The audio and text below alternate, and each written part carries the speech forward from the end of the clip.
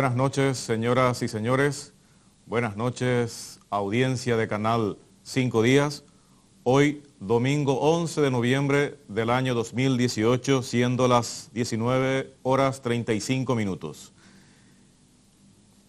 Unos temas para ir reflexionando en lo que fue el transcurso de la semana. El polémico nombramiento del doctor Julio Velázquez como miembro del IPS, del Consejo del IPS. Más allá de las cuestiones que tienen que ver con los favores políticos, más allá de haber trabajado por una campaña, creo que no fue acertada esa designación.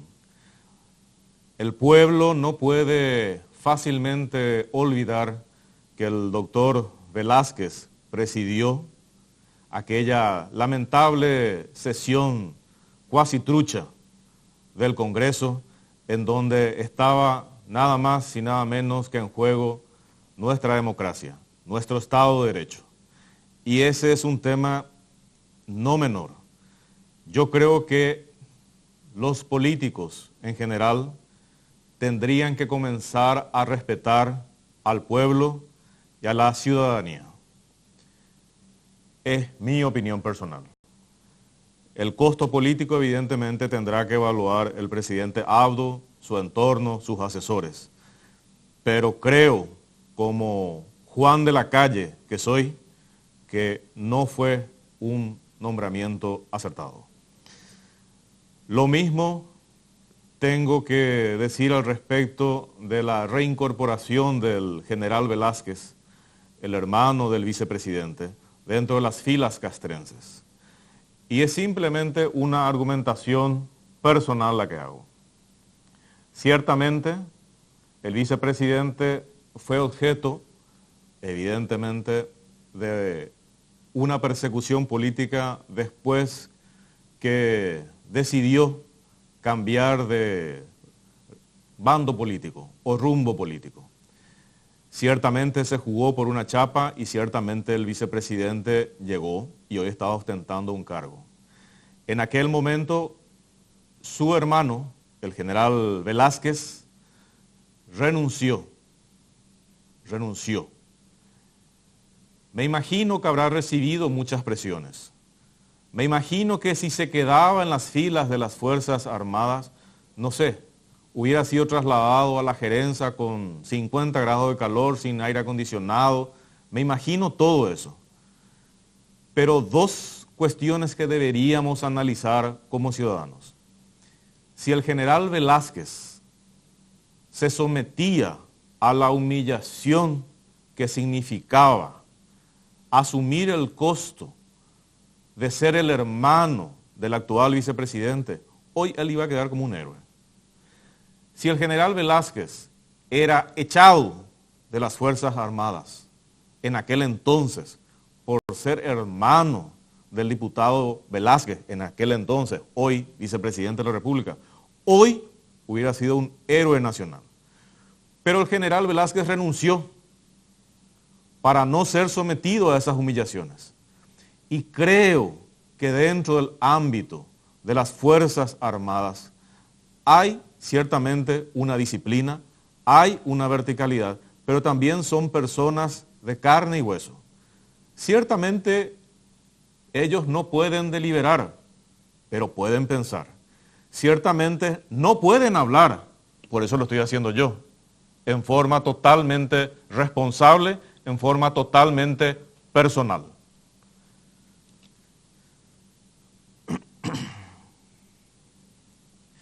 El tema de las expresiones del presidente Abdo, llerar, no llerar, una nueva terminología que probablemente vaya a englosar la Real Academia Española, creo que poco le suma a nuestra democracia. Porque si al anterior presidente todavía no se yeró de haber perdido, el actual presidente todavía no se yeró de la victoria que obtuvo. Y presidente Abdo, usted fue elegido para gobernar. Ya terminó la campaña electoral. Creo que ya terminaron el momento de las bravuconadas. Ciertamente, yo estoy diciendo bravuconadas, pero yo no estoy en función de gobierno. Y yo no estoy en una función pública. Y yo hablo como el pueblo habla. Ustedes deben merecer el puesto que el pueblo decidió darles. El pueblo les eligió. Sería bueno que no se olviden de eso. Todos los sectores están invitados a este programa. ¿Y por qué menciono esto? Porque me criticaron en un grupo de WhatsApp, de un grupo de colorados, por qué invité al expresidente Franco para hablar sobre el tema energético, sobre el tema de Itaipú. Y yo respondí muy fácilmente. El doctor José Alderete fue invitado y él no quiso participar. La gente de Itaipú no quiere dar la cara. ¿Qué es lo que pasa con las personas que están en función de gobierno que no están queriendo dar la cara? Ciertamente entiendo que están aterrizando, ciertamente entiendo que están llegando, pero señores, supuestamente estaban todos calificados para los cargos a los cuales fueron elegidos y para los cargos a los cuales se les designaron. O si no, tienen que irse a su casa y dejar que otros vengan a administrar. Por eso invité al expresidente Franco, independientemente de mi afinidad política o no, independientemente de mi prejuzgamiento o no, o mi opinión sobre el tema energético. Tuvo mucha razón en las expresiones que dijo. Y sí, yo me adhiero al tema del formulismo que al final del programa lo hizo. El tema de la revisión del Tratado de Itaipú en el 2023 tiene que ser sometido a un plebiscito o referéndum o lo que sea, o como le quieran llamar. Pero el pueblo tiene que participar. No se puede cocinar en 4 paredes y con 5 personas. Estamos hablando de una obra que fue presupuestada inicialmente en 2.000 millones de dólares y que hoy está a 72.000 millones de dólares. Estamos hablando de 3.600% más. Por Dios. Estamos hablando de 70.000 millones de dólares de diferencia entre lo que fue inicialmente presupuestada una obra. Resulta que los brasileros están preparando su selección de primera para venir a negociar y yo entiendo y les respeto a ellos lo que van a hacer. Pero nosotros como paraguayos tenemos que defender nuestros intereses. Los brasileños van a venir a defender sus intereses y chapó por eso. Si se negocia mal es nuestra culpa, no es culpa de los brasileros. Si nosotros no nos preparamos, es nuestra culpa. Los brasileros van a venir a defender sus intereses y nosotros tenemos que defender nuestros intereses. Pero para eso tenemos que prepararnos. Por Dios. También para el programa de hoy, que vamos a hablar el tema medioambiental, fue invitado el señor Arielito Oviedo. Y él, por diferentes compromisos, no pudo participar. Yo lo que les quiero decir nomás es lo siguiente. Todos los sectores, todas las personas interesadas sobre un tema, están invitados. Cada uno puede venir a exponer su punto de vista. Yo simplemente voy a tomar y voy a asumir mi criterio y mi opinión en función de lo que escucho. Así como ustedes van a hacer lo mismo en sus casas. Ustedes van a escuchar un punto de vista, van a escuchar otro punto de vista, tenemos que aprender a vivir en disenso, pero cada uno va a quitar sus propias conclusiones. Igual que yo quitaré las mías, y ya lo dije varias veces. Otro tema, el tema del MEC. Doctor Peta, o sos ministro o no sos ministro. Sencillo. O asumís o no asumís. Y si estás haciendo mal las cosas, rectifica. Y si no estás haciendo mal las cosas, plantate, hermano. O si no, andate a tu casa. Eso nomás. Y el tema del presupuesto de la Fiscalía, vamos a tratar de que lo que digamos de boca para afuera sea coherente con nuestros actos y nuestros hechos. De repente damos muchas expresiones de grandes verborragias y nos deleitamos con expresiones rimbombantes y barrocas de apoyo a la fiscalía. Y después le quitamos el presupuesto. ¿Va, Piopea? ¿Cómo queremos que hagan su trabajo así? Y después le vamos a pedir resultados. Yo soy muy crítico de la fiscalía, pero así como soy crítico, soy consciente que si no tienen herramientas no van a poder hacer su trabajo. Entonces comencemos a ser coherentes.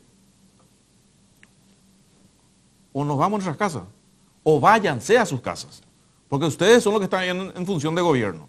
Y si no le da el cuero, ya saben qué hacer. Una pausa y volvemos.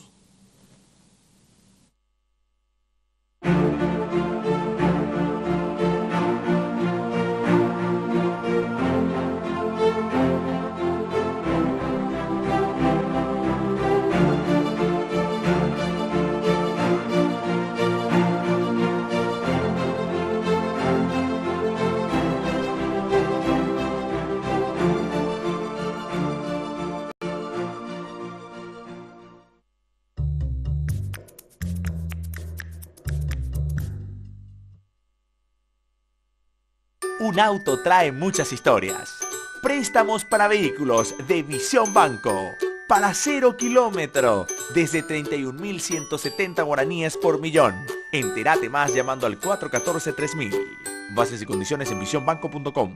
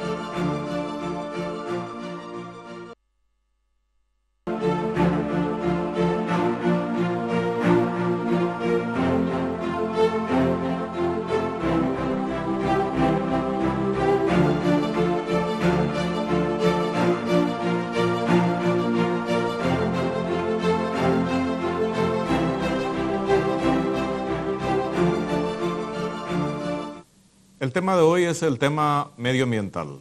Estamos en compañía del doctor Hugo Cañiza, ex asesor jurídico de la SEAM, hoy ministerio. Sí, ¿qué tal, Hugo? Muchas gracias por la oportunidad de estar contigo y con tu teleaudiencia y por invitarnos a participar sobre ciertos temas que son de interés nacional. Muchas gracias, doctor. Y está con nosotros el doctor Ezequiel Santagada, director de IDEA. Buenas noches, Hugo. Muy buenas noches, Hugo. Un gusto estar con ustedes compartiendo este programa. Empezamos con la primera pregunta, a fuego. ¿Hay deforestación o no en el Paraguay? Doctor Cañiza. Definitivamente sí. Y la deforestación se refiere principalmente a aquellas actividades de modificación en el suelo de bosques a suelos de producción o a cualquier otro uso como asentamiento, y se vincula principalmente con actividades ilegales por no contar con los permisos que se requiere para tal efecto. Y a pesar de las normativas que tenemos nosotros en este periodo, en la región oriental tenemos una importante cantidad de disminución de áreas verdes, de áreas boscosas, y de la misma manera en el Chaco.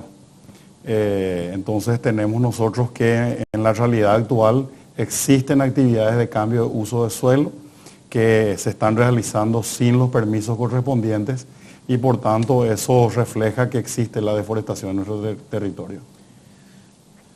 Doctor Santagada, yo recuerdo, y creo que sigue en las redes sociales, la famosa foto de la NASA de Paraguay en el año 1960, después en el año 1970, después en el 80 y así sucesivamente, donde aparece todo el tema de Paraguay cubierto de bosques y después va desapareciendo dramáticamente. ¿Eso va a seguir así? Todo indica que sí, todo indica que va a ir en aumento. La semana pasada la Unión Europea, a través del satélite europeo, difundió imágenes y data muy precisa acerca de que estamos teniendo aproximadamente 1.000 hectáreas deforestadas por día. De hecho, un poco más. 1.000 hectáreas, 1.000 hectáreas deforestadas por día. Por día, en promedio. Eso nos lleva, o sea, eso implicaría, de verificarse este dato, que este año tendríamos aproximadamente 100.000 hectáreas más deforestadas que lo que hubo el año pasado.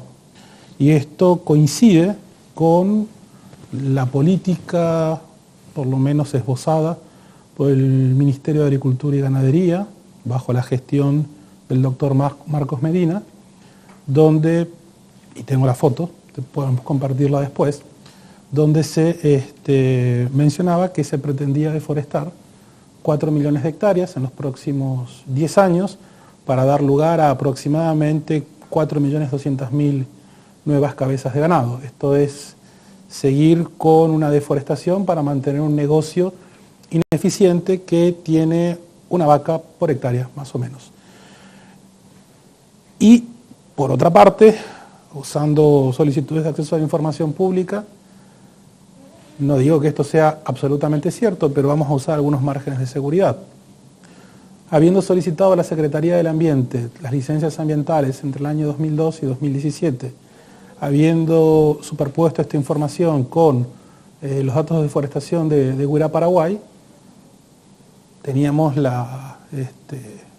indicio de que habría un 40% de deforestación sin que cuente con licencia ambiental. Supongamos que la Secretaría del Ambiente, o el actual MADES, no hubiera tenido toda esta información digamos, depurada, y que realmente fuera menos, digamos la mitad. 20% de deforestación ilegal es altísimo. Llevado esto en hectáreas son aproximadamente, que se habrían deforestado en los últimos 5 años, el equivalente a 10 ciudades de Buenos Aires. Estos son 200.000 hectáreas. Si estuviéramos hablando solo de un 20%, y esta información preliminar arroja aproximadamente un 40%.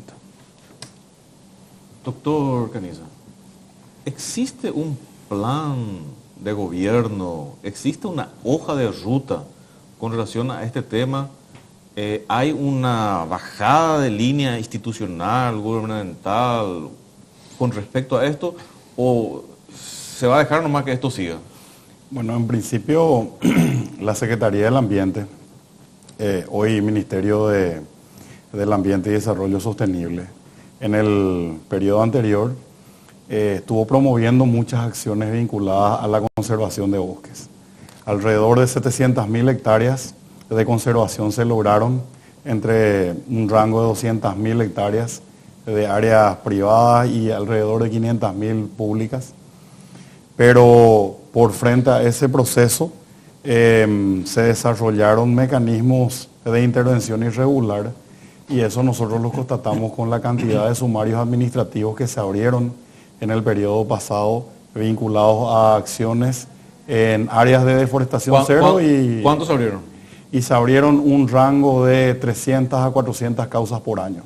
Eso significa que de haberse intervenido áreas, esas áreas corresponden a áreas que se aprovecharon en forma irregular o no observando las licencias que contenían. ¿Termina eso en el ámbito penal, en el ámbito judicial? ¿Cómo es? En el proceso de la deforestación cero, en la región oriental, nosotros tenemos una doble vía, una vía administrativa que se encargaba la Secretaría del Ambiente, hoy Ministerio del Ambiente, a través de los procesos administrativos, de sancionar por vía de las normativas de evaluación de impacto, de áreas protegidas y también de vía silvestre.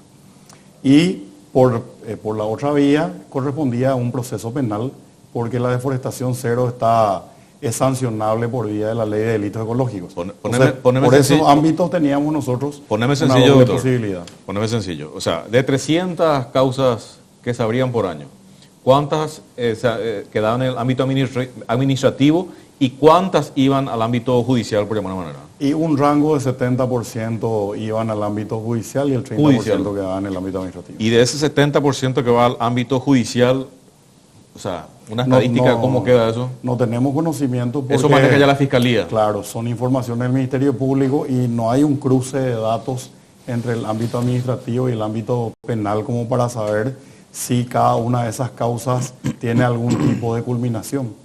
¿Y sería bueno hacer eso, doctor? Claro, se está hace mucho tiempo trabajando por desarrollar una gestión interinstitucional entre el Infona, la SEAM y el Ministerio Público, de manera a poder cuadrar las distintas acciones, porque también el Infona tiene competencia en materia forestal. Entonces, también ellos tendrían que intervenir, también ellos tendrían que abrir procesos administrativos, pero las informaciones no concuerdan entre las instituciones. Es decir, no hay un cruce de información entre el Infona y el actual MADES, ni el Ministerio Público, que creo que ahora hay un proyecto por el cual a nivel de imágenes satelitales se van a estar desarrollando unos procesos de monitoreo con informaciones a nivel de equipos interinstitucionales, pero en lo que fue el periodo pasado, las acciones no eran seguidas de una manera coordinada y eso permite en este momento suponer que la información no es muy precisa. Es decir, en términos concretos, lo que tenemos en la Secretaría del Ambiente hoy, MADES, no necesariamente ha de concordar con la información del Ministerio Público ni con la información del Infona, que son tres entidades vinculadas al control de la deforestación. Entonces, eso hace que no tengamos un control eficiente. Y no es muy complicado interconectar eso. Y no es muy complicado, pero lleva una gestión interinstitucional que a veces se complica por el exceso de trabajo, por la burocracia y por otras condiciones como las técnicas que impiden que a veces estos mecanismos puedan prosperar.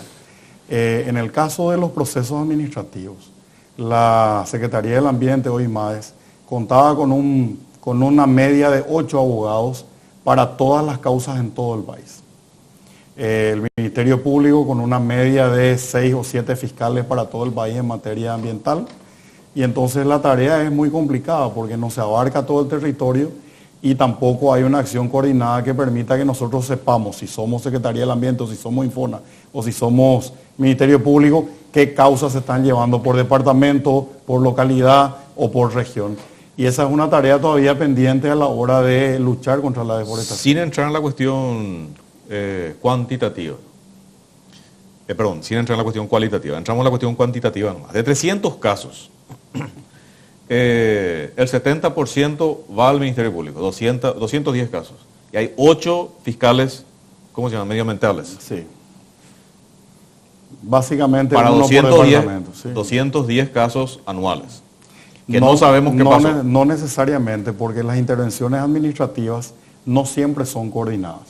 A ver, en términos sencillos. La Secretaría del Ambiente o el Ministerio del Ambiente tiene su hoja de ruta. No necesariamente esa hoja de ruta del control de la deforestación va de la mano con lo que realiza el Infona, ni tampoco el Ministerio Público siempre acompaña los procesos administrativos. Pero vamos a concentrarnos en lo que ustedes manejaban, o lo que vos manejabas. Estamos hablando de 300 casos. No sé si es mucho, es poco, era mucho más que antes, no sé. Pero digamos que partimos de 300 casos. De 300 casos, vos me decís que el 70% termina en el Ministerio Público. El 30% van con el tema administrativo, multa, me imagino, una cosa así, ¿verdad? Estamos hablando de 210 casos que terminan en ámbito del Ministerio Público, que no se sabe qué pasó con esos casos. Porque no hay una conexión interinstitucional entre las partes. Entre las instituciones que tienen competencia. Cuando la Secretaría del Ambiente, hoy Ministerio del Ambiente, intervenía en los casos, creo que lo sigue haciendo de la misma manera, inicia los procesos administrativos y al culminar los procesos administrativos comunica como parte de la decisión a las otras con competencia. Esto es Infona o Ministerio Público. Eso es independiente en número de lo que el Ministerio Público de oficio realiza en el marco de su competencia o de las denuncias que pudo haber recibido el Ministerio Público que no necesariamente se han denunciado ante la autoridad administrativa, en este caso Secretaría del Ambiente o el Instituto Forestal Nacional. Entonces, no hay en realidad una cuadratura entre los números de las causas porque no hay una relación vinculada entre los procesos administrativos. Por eso que el ejercicio que está llevando justamente aquí el doctor Santagada con todo el proceso de acceso a la información resulta hoy vital porque permite acceder a esos documentos que luego nos va a permitir a su vez, valga la redundancia, realizar un cotejo que permita conocer qué tenemos a nivel interinstitucional de casos y cuáles son las que se están tramitando, cuáles son las que han culminado, cuáles son las que tienen salidas pendientes, o cuáles son las que faltan. Claro, el tema nomás que el gobierno tiene toda la infraestructura para llegar a esos mismos datos, a esa misma información. O sea, creo nomás que no se puede depender exclusivamente de las organizaciones sociales para que llegar a esas conclusiones. Porque no es nada complicado lo que me está diciendo. La interconexión institucional entre las afectadas, hasta casi, no sé, o sea, me cuesta creer, porque no es muy complicado. Y estamos hablando de 5.000 casos o 10.000 casos año. Claro, pero yo creo que en particular que estén vinculadas con información las instituciones es solamente una parte del proceso. Luego tendremos la eficacia en los procesos, tanto administrativos como penales. Porque de nada sirve, Hugo, que yo comunique las causas al Ministerio Público, el Ministerio no culmine, o que yo, habiendo comunicado, tampoco haga efectivo el cumplimiento de las responsabilidades. Pero hoy no sabemos. Entonces, claro, es que el proceso administrativo, Hugo, no necesita de que estas instituciones estén en números conectados, sino lo que se precisa en particular es que la normativa aterrice en los procesos. Y te pongo un ejemplo. Si yo voy e intervengo como autoridad ambiental nacional o ambiental forestal, intervengo, no basta con que se intervenga en el proceso. El proceso tiene que culminar y el proceso debe de determinar la adopción de medidas. Un gran problema que se tuvo en el ámbito del cumplimiento y aplicación de las normas vinculadas con el proceso de deforestación es que muchas de las causas terminaron, pero nunca aterrizaron las medidas. En otras palabras, se sancionó en papeles, pero no se efectivizó en el terreno. Entonces, ese es un problema muy importante que en el periodo anterior se trabajó mucho y que creo que ahora se sigue desarrollando también en el Ministerio del Ambiente y por el cual se pretendió vincular estas competencias, pero tomando las medidas necesarias. En muchos de los casos, por ejemplo, una de las medidas en materia de deforestación se vinculaba con el confinamiento de las áreas. Pero en realidad, uno cuando iba en el terreno, esas áreas nunca efectivamente se confinaban, por lo tanto el bosque no se regeneraba. O Se sea, seguía utilizando para agricultura o para ganadería o para otros usos, y entonces la normativa en realidad no llegaba a aterrizar. yo lo que te digo nomás, doctor, es lo siguiente. O sea, ahora me explico la foto satelital de la NASA. O sea, mientras haya impunidad, claro que se va a seguir la Sí, fiesta. sí. Y ahora parece que todos se mueven, parece que cada uno hace, pero hace de manera desarticulada, que el efecto es el mismo. Nadie sabe en qué situación está. Me hablaste de 300 casos. Lo que vos administraste está bien, pero es un 30%, son 90 casos. 210 casos, resulta que no sabemos en qué quedaron.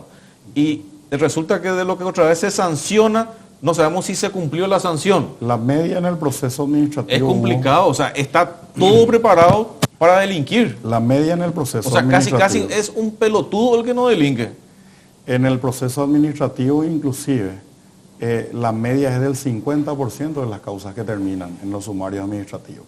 Entonces significa también que tenemos un porcentaje de operatividad menor. Entonces, otro de los componentes que se vincula con esto, fuera de que las responsabilidades no siempre aterrizan en el terreno, tiene que ver con los mecanismos de control, que son bases para que luego estos procesos se lleven adelante. Y en los mecanismos de control no son solamente 2 o 3 las entidades, ni solamente el Ministerio Público, ni solamente el MADES, ni solamente el Infona, también ingresa la Policía Nacional, ingresan los municipios, ingresan todos aquellos Pero todo que show, forman parte dentro de los procesos Pero que todo puedan show. tener algún tipo de actividad. Lo ideal acá es, la pregunta del millón y la respuesta del millón es, ¿de cuántos casos se inician cada año y cuántos casos concluyen? Administrativamente o judicialmente, ¿cuál fue la sanción y que efectivamente se haya Yo estimo- materializado eso? Yo estimo que no sobrepasan el 50%. Una locura.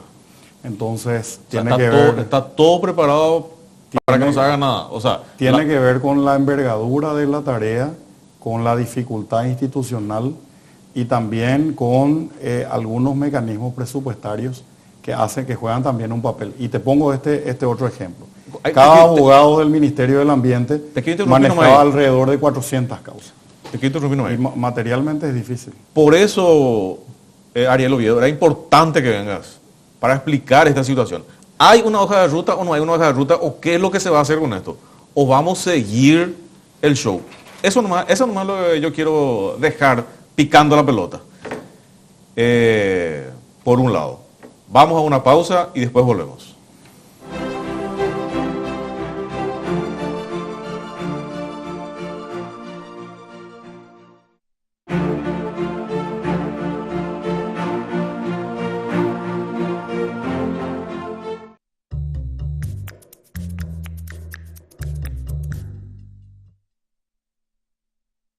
Un auto trae muchas historias. Préstamos para vehículos de Visión Banco. Para 0 kilómetro, desde 31.170 guaraníes por millón. Entérate más llamando al 414-3000. Bases y condiciones en visionbanco.com.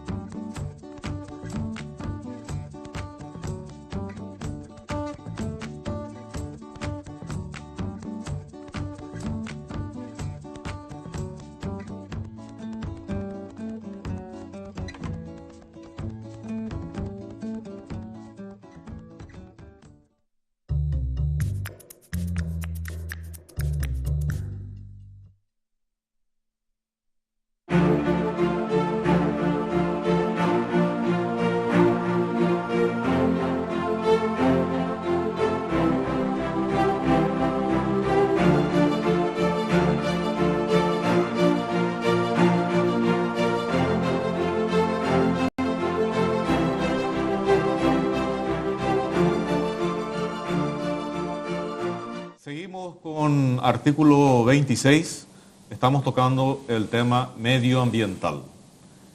Doctor Santagada, ¿me podés explicar lo que esbozaste en el bloque anterior con relación a una cabeza de ganado por hectárea y que eso avala el tema de la deforestación y le da el mote de legalidad? La cuestión es muy simple. Desde el Ministerio de Agricultura y Ganadería, en realidad ya desde el Viceministerio de Ganadería, comandado por el doctor Marcos Medina, que luego terminó siendo Ministro de Agricultura, y esto yo lo escuché por primera vez cuando vino Jeffrey Sachs, se dijo que era política de Estado habilitar, es el eufemismo que se utiliza para deforestar, legalmente, supuestamente, 4 millones de hectáreas para darle lugar a poco más de 4 millones de nuevas cabezas de ganado. En los próximos 10 años, esto nos lleva a una deforestación... Pero eso está en marcha.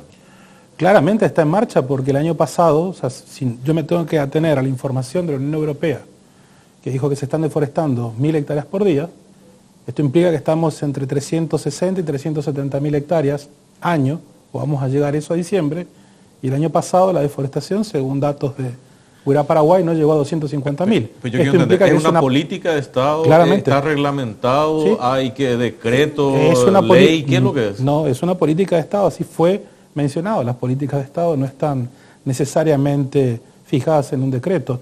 Según lo que había explicado él, esto estaba en el Plan de Desarrollo Paraguay 2030. La idea es llevar esta política de deforestación donde, a ver, hay que entenderlo, desde el punto de vista del Viceministerio de Ganadería debía hacérselo. Ahora bien, tiene que haber otro contrapeso estatal, y el contrapeso estatal debería ser el MADES. El doctor Cañiza explicó bien cuáles son las dificultades administrativas, las dificultades... Que yo no estoy de acuerdo si existe voluntad política. Bueno, esa es la clave. Yo ¿Qué es no la estoy de voluntad acuerdo. política? No Demasiado es una sencillo. cuestión de voluntad política de una administración en particular. Viene siendo la ausencia de voluntad política de cuidar el medio ambiente del Estado paraguayo desde el año 1992, cuando se consagró el derecho, pomposamente, el derecho de vivir en un ambiente saludable, ecológicamente equilibrado en la Constitución. Tenemos 60% aproximadamente del Producto Bruto Interno generado por la ganadería, la agricultura y la energía. El resto son servicios y el Estado. O sea, 60% de la riqueza del Paraguay generada por actividades directamente relacionadas con el cuidado con el ambiente. O sea, se necesita mantener una base de riqueza ambiental y de recursos naturales para seguir generando riqueza. ¿Cuál es el presupuesto que le destina la República del Paraguay a la Secretaría del Ambiente para aplicar tal vez la mayor cantidad de normas jurídicas que tiene una entidad del Estado paraguayo bajo su responsabilidad? No llega a 10 millones de dólares, eso equivale al 0,06% del total del presupuesto. O sea, es una invitación a la impunidad. Totalmente, pero es porque no hay... A ver, Y mientras haya impunidad, no se va a corregir. Pero O es sea, que, ¿qué vamos a insisto, esperar? Tener un desierto. O sea, tenemos Asunción, la ciudad más verde, y vamos a tener Paraguay, el país desértico. algo así, algo así. El corazón de América del Sur, país desértico. Algo así. Pero, a ver, vamos a poner en perspectiva estos datos. El Chaco originalmente tenía aproximadamente 17 millones de hectáreas. Luego, por supuesto, de la colonización del Chaco Central, hace 10 años teníamos 14 millones de hectáreas.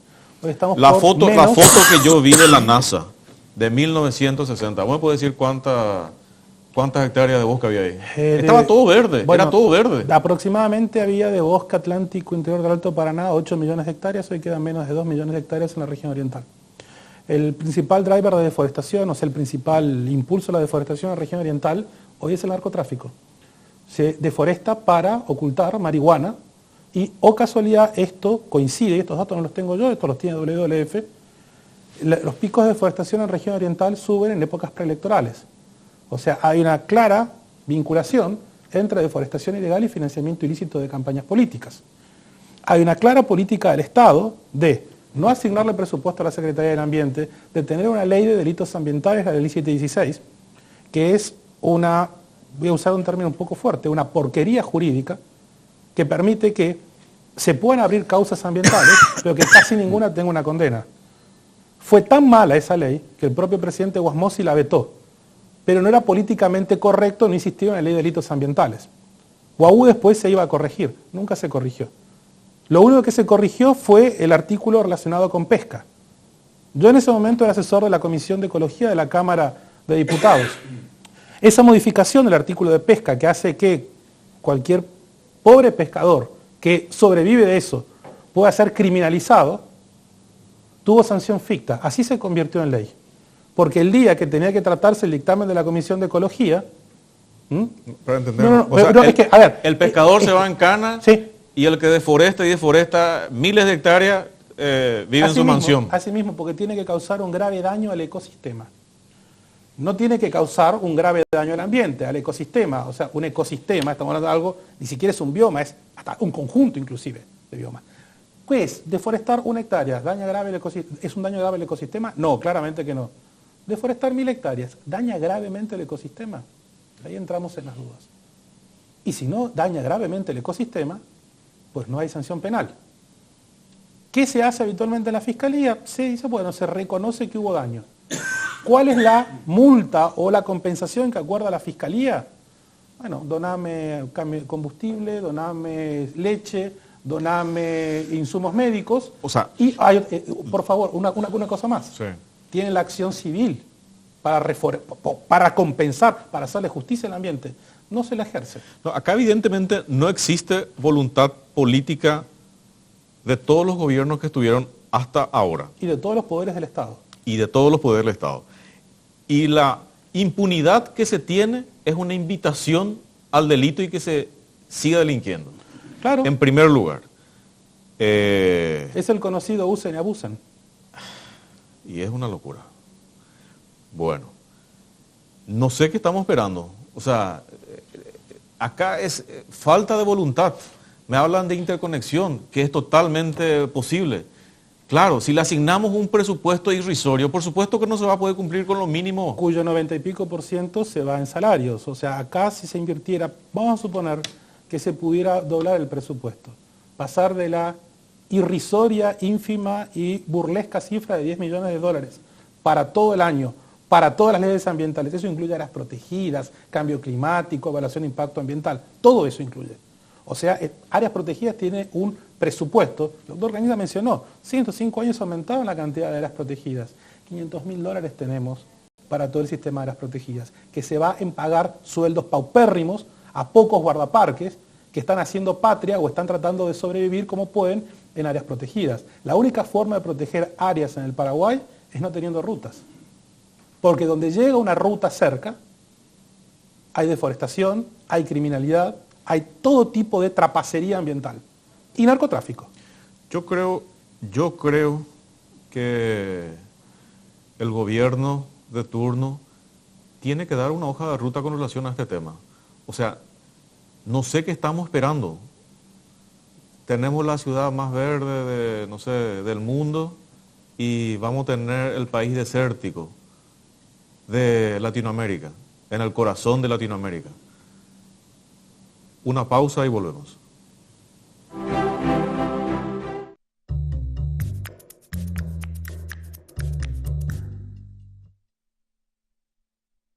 Un auto trae muchas historias. Préstamos para vehículos de Visión Banco. Para 0 kilómetro, desde 31.170 guaraníes por millón. Entérate más llamando al 414-3000. Bases y condiciones en visionbanco.com.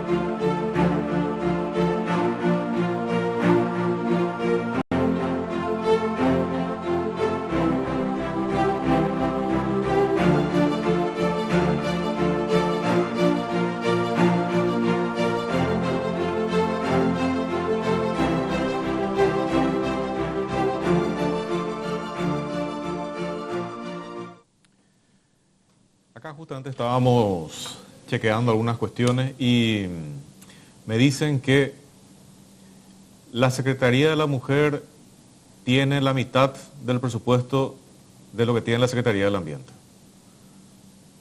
Si eso no es falta de voluntad política, no sé qué es.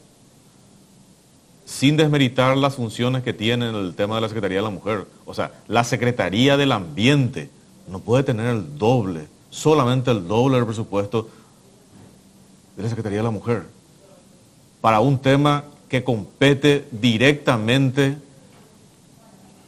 para nuestros hijos, para nuestros nietos, para el futuro del país.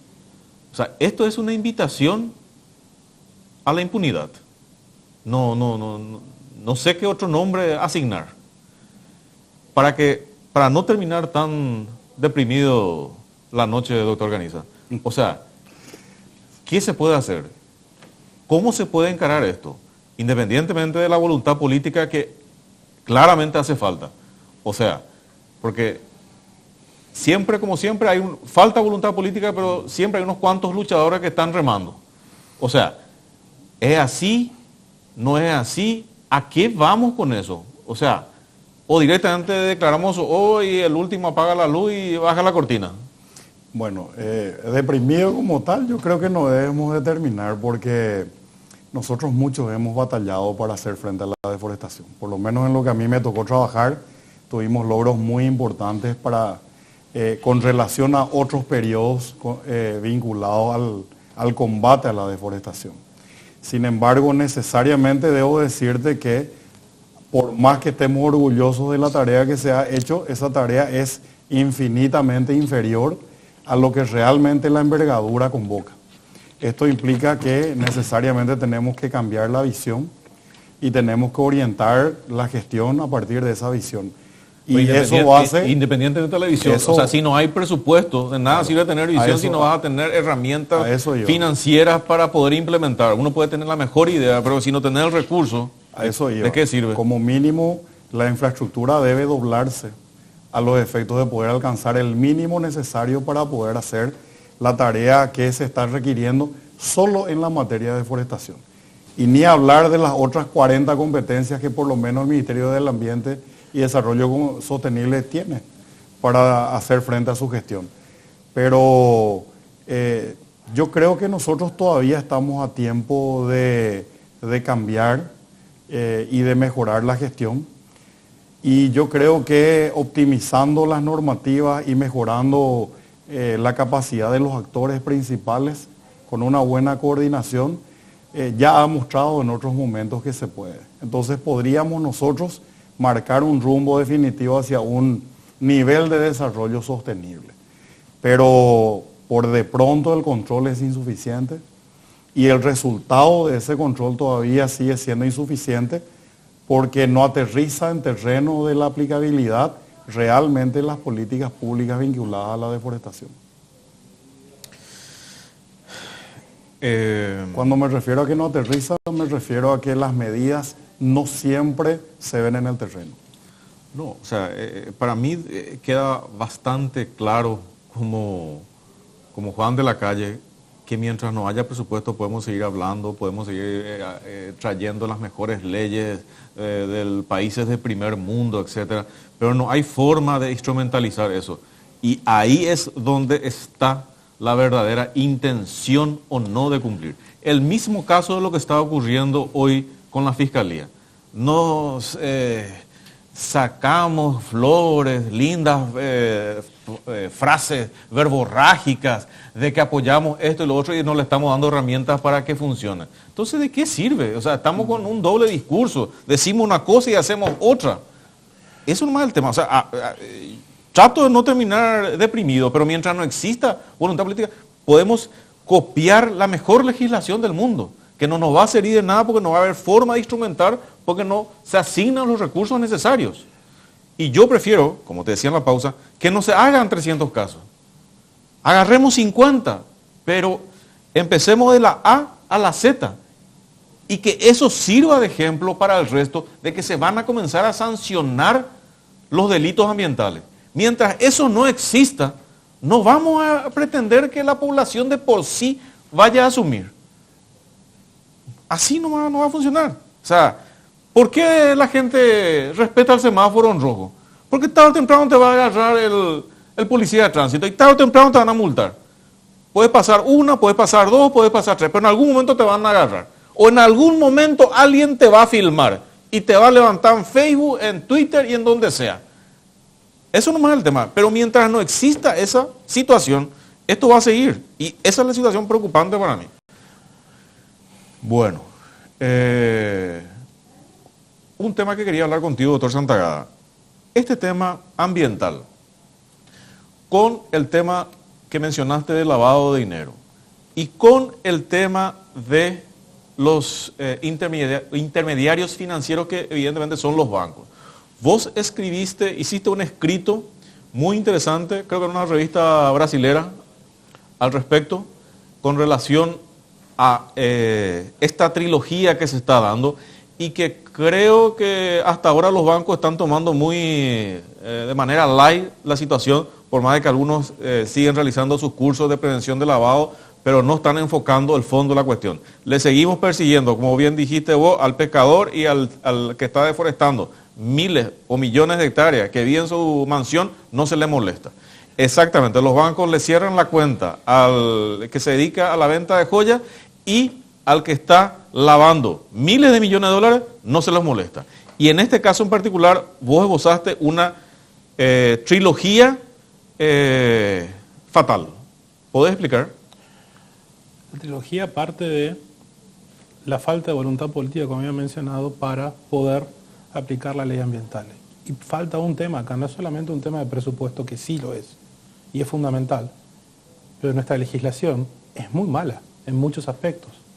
Tenemos una ley 422 forestal del año 74, que es una mala copia de ley argentina del año 49, época de Perón, con un injerto de la legislación brasileña, que es el famoso artículo 42, que viene del Código Forestal brasileño del año 1934. O sea, en términos de paradigma de sustentabilidad en materia forestal, estamos en una época prehistórica. Y esa es la ley forestal que tenemos hoy, y lastimosamente no se cambia. Ley forestal que tiene 70 artículos, de los cuales están vigentes aproximadamente 20 y pico, y muchos de los cuales se refieren a bosques del Estado, o sea, a concesiones de aprovechamiento de bosques en bosques del Estado, que no tenemos ni uno. Con lo cual la normativa forestal que se aplica serán 10, 15 artículos.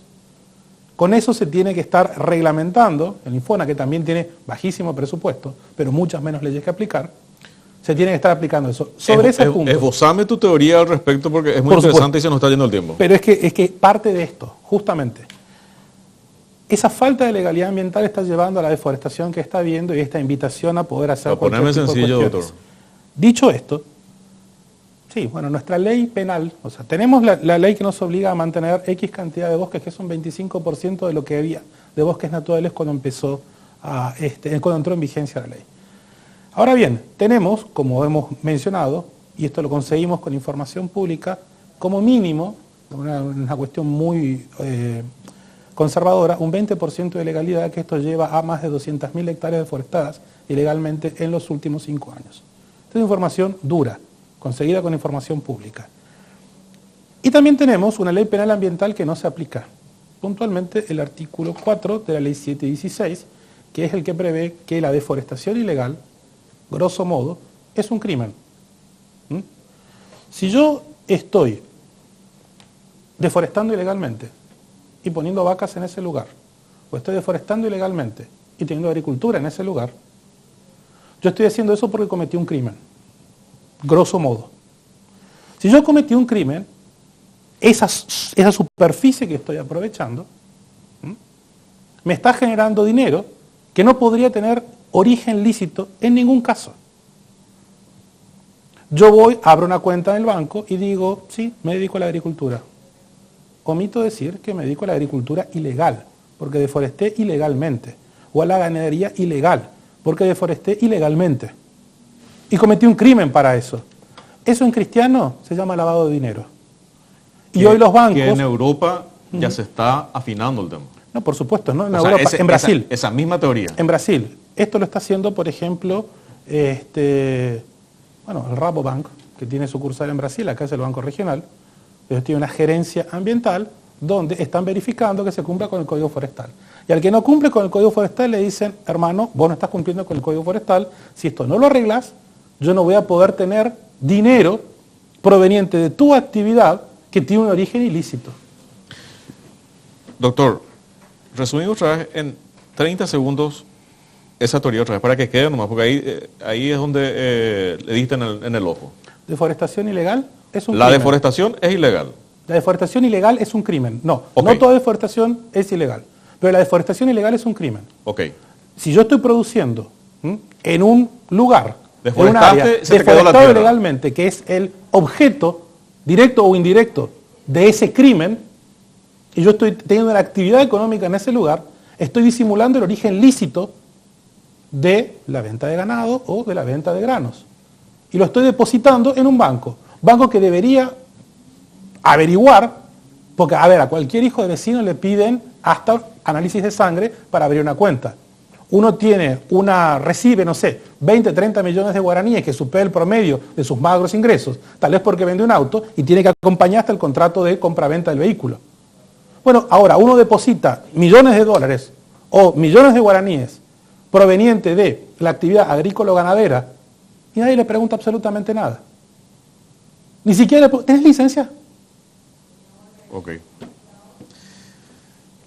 Es un tema muy profundo, es un tema evidentemente que tiene que ver con la voluntad política que se tiene que traducir en un presupuesto en forma como tiene que ser para que las leyes se cumplan. De nada sirve agarrar y tener las mejores leyes si es prácticamente imposible su cumplimiento. Eso tenemos que meternos en la cabeza. Y el gobierno de turno o el gobierno que sea tienen que comenzar a tomar en serio esta situación. Es una situación grave, grave, muy grave. Estamos hablando de miles de millones de dólares. Entonces, la voluntad, vuelvo a reiterar, la voluntad política no se mide por los discursos grandilocuentes, se miden con hechos concretos. Muchas gracias, doctor Caniza, por tu participación. Un gusto tenerte con nosotros. Muchas gracias, doctor Santagada. Un placer tenerte acá y bueno, vamos a seguir conversando y hablando de este tema que es muy importante para el país, más de lo que nos imaginamos. Es vital. Una pausa y volvemos.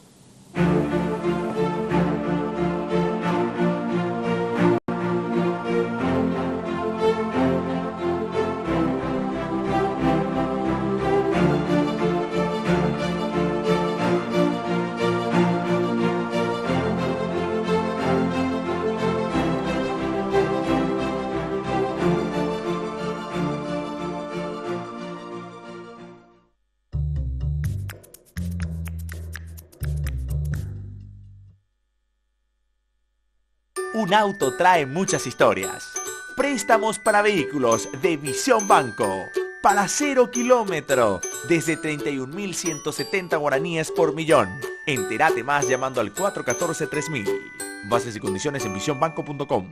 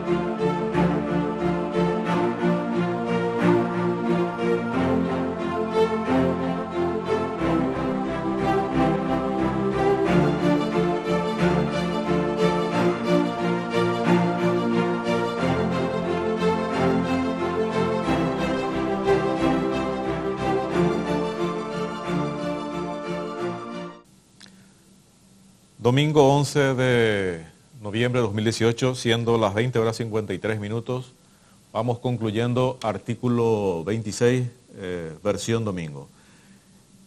Artículo 26 también estamos emitiendo los días jueves de 21 horas a 21:30 horas. No se pierdan por Canal 5 días. Temas Grilla 16 de Tigo TV. Temas interesantes, temas importantes, temas relevantes, temas que tenemos que bajar al ciudadano de la calle, que somos nosotros. Y tenemos que ir entendiendo, tenemos que ir protestando, tenemos que ir reclamando lo que es nuestro derecho y lo que son nuestros derechos para nuestros hijos y para nuestros nietos. Todo hacia el Estado de Derecho. Todo lo que estamos hablando. Estamos hablando de muchísimo dinero involucrado en el tema ambiental y eso es plata, eso es dinero del país, de nosotros, los habitantes y de nuestras futuras generaciones. Buenas noches.